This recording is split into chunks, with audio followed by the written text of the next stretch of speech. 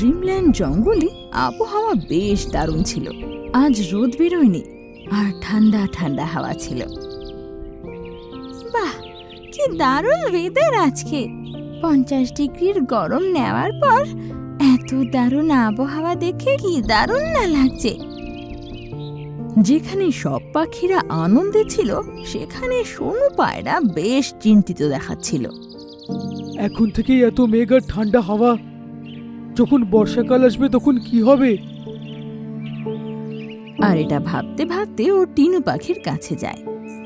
আরে ও টিনু পাখি, কিছু খাবার আছে কি তোমার বাসায়?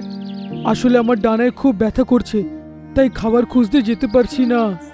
ক্ষমা করো পায়রা দাদা, আমি তো শুধু আমাদের জন্য আর বাচ্চাদের জন্য খাবার নিয়ে আসি, আর সেটা খেয়ে ঘুমিয়ে পড়ি। তার মানে তুমি অতটুকুই খাবার নিয়ে আসো যতটুকু তুমি আজকে খেতে পারবে? কালকের তোমার কোনো চিন্তা নেই?